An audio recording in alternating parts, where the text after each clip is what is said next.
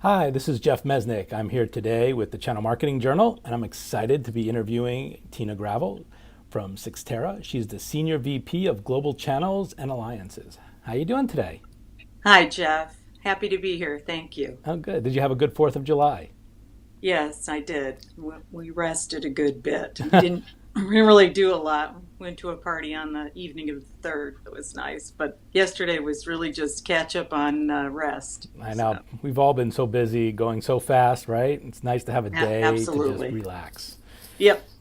So, why don't we start off with having you kind of just share with our audience kind of what it is that you do at Xterra? I know we talked about your title, but what does that really mean?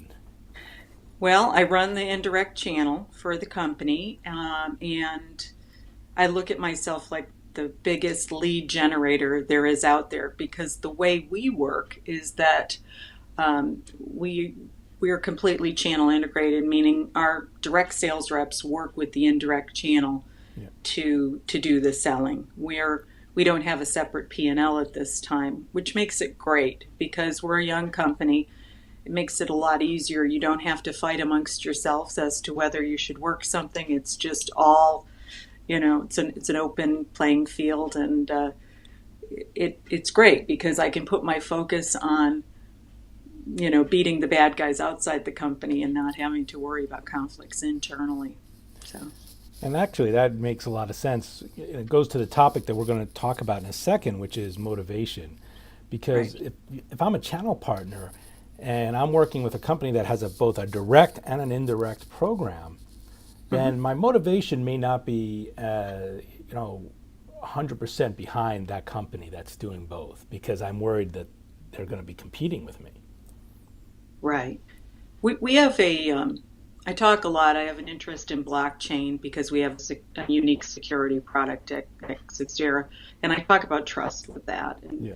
blockchain is great because it builds trust in, but trust is the biggest thing going on right now. And most of our sellers are independent and they do not make any kind of a salary. So the commission that you pay them is their sole source of income.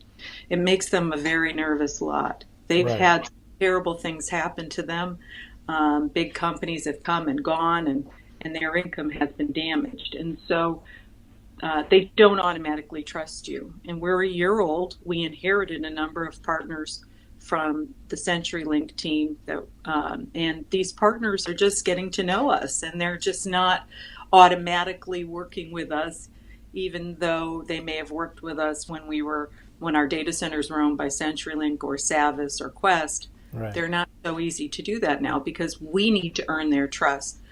And it's interesting, I've just made a tour. I'm continuing to visit every NFL city in the US, and then I'm going to be working abroad with our partners. And what I'm finding is that that's it right there. If they don't trust you, it doesn't matter how great your product is, how great your prices are, how wonderful your team might be. It's all about trust. So that speaks really well about what we're kind of going for, because we're trying to help companies in your space, people in your space understand that there's certain pieces that motivate a partner, whether they're an independent partner or a larger organization. And some of those challenges that these companies are facing in the motivation is that, well, like you said, there is the lack of trust, and at times there's the lack of understanding by a vendor. Larry Walsh had shared with me recently that one of the biggest challenges is that a vendor doesn't always understand that a partner is not just selling their product, they're selling Right, a solution right, their product's right. part of. Yeah, So, how do you he's think? absolutely right. Yeah, Yeah. he's absolutely right. So I love Larry, and I learn a lot from Larry, and we've spoken about this in the past. And the bottom line is that the best thing you can do for a partner is to help them understand how your solution fits with other things they're selling. So get out of your, sort of believing your own tunnel vision, right? And understand all the other things that they're doing. And if you can, build a playbook so that they can do add on. I mean, that's the best thing in the world, right? Is if you can put your product on top of something else they're selling and do that. And we do that. Our security products are a great fit with things like SSO or with things like Splunk, that that does monitoring. And so those that sell security, they can we can piece them all together in a playbook, and then they can go to market. Now, co-location is a different animal.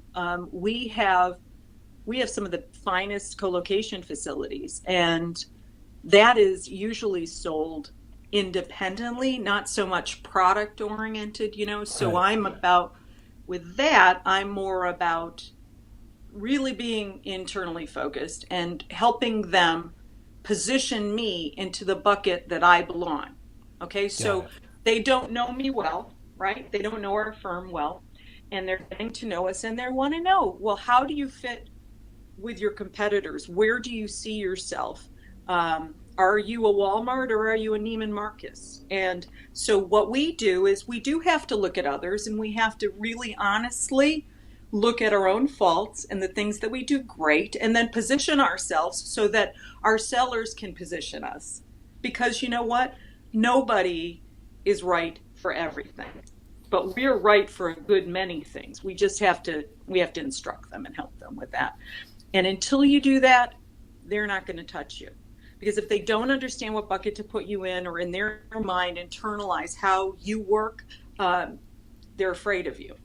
I Right. mean, that's maybe too hard of a word, afraid, but I think it's a trust issue. Right. They don't trust themselves maybe with understanding your product, and they don't want to look stupid, or, have their trusted clients think that they really don't understand what's happening. And it seems like if you can build out that playbook that clearly defines and says, you know what, this is where we fit, this is our area, and then Right.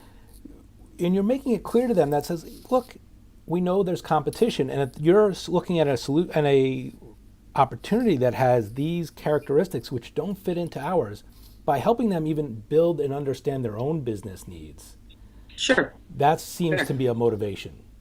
Yes.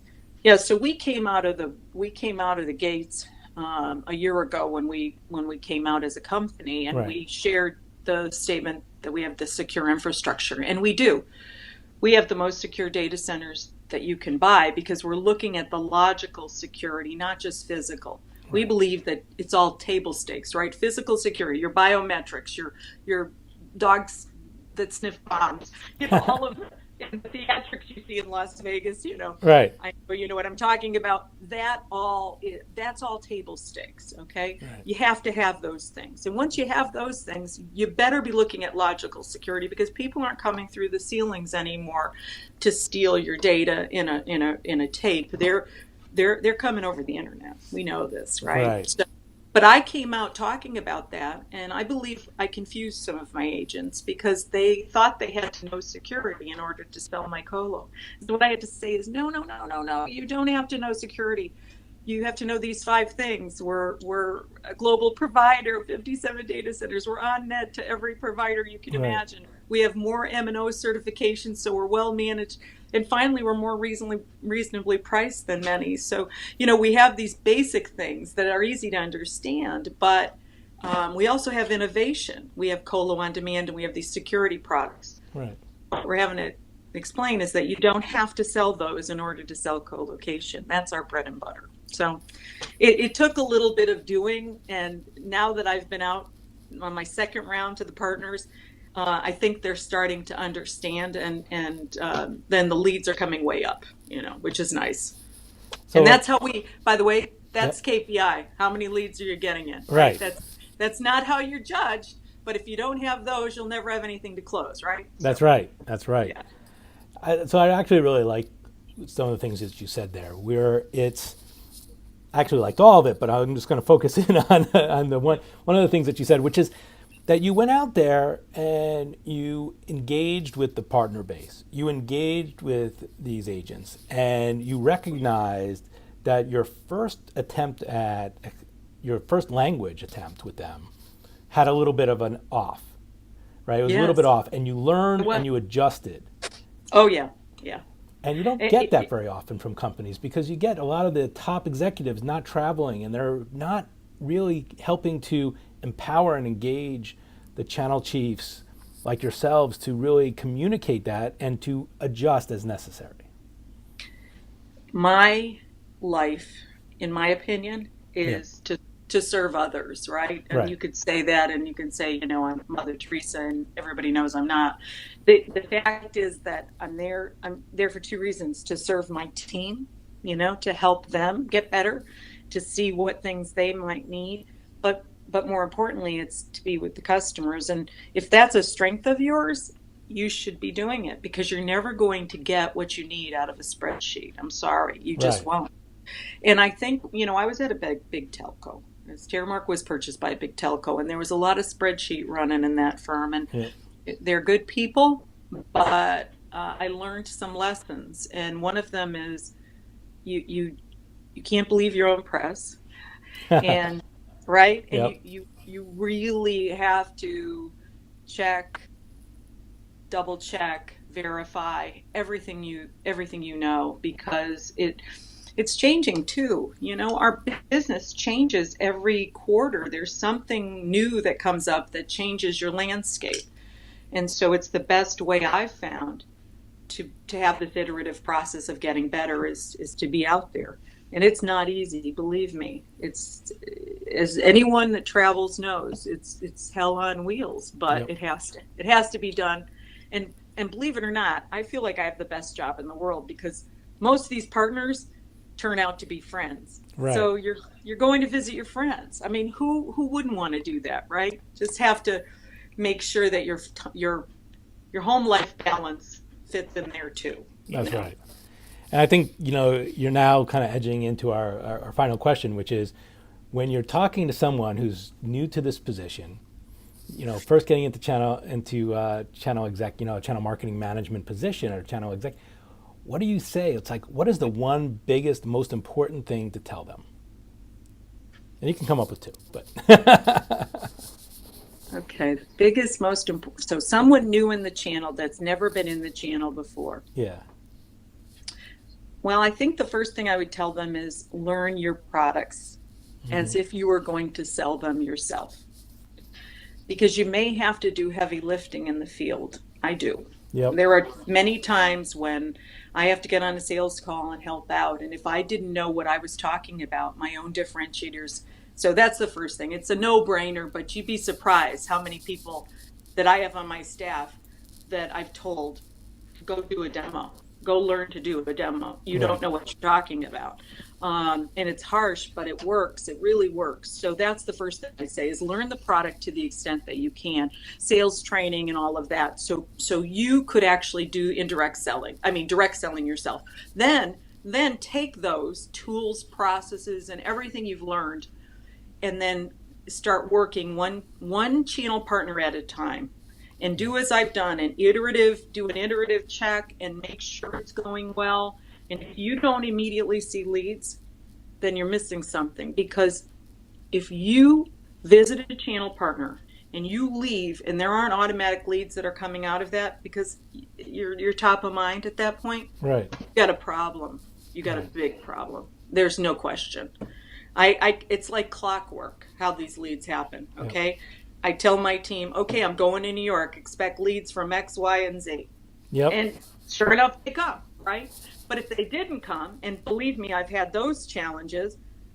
Okay, I'll be transparent with you. We had our annual user conference. Okay, we expected a big amount coming through after that. We had just recently signed our partners up to contracts. We were ready to go, Yep. and they didn't happen. And so I decided to do 20 partners in 20 days. I was going to visit, and I was going to gain the information I needed for this, to see what was happening. And that's when I found out that we had some adjusting to do. It all came from, an issue. And so now we're going 30 and 30. We're just, we're having a little bit of fun with this. It's Yeah. a game. People are winning prizes internally, and, it's good. It's all That's good. great. Well, I like that. I mean, I have to say I'm impressed. I'm impressed with the honesty and the transparency that you're providing us, because it's not often that you get that, and it's important for yourself. I have a friend of mine that people may know of. His name is Jeff Hazlett. And, Sure. you know Jeff? Yeah. Sure. So in his first book, he always said, you got to look yourself in the mirror and understand, where did you may have make a mistake, or where do you have to adjust? What do you have to do? And it seems like you've done that.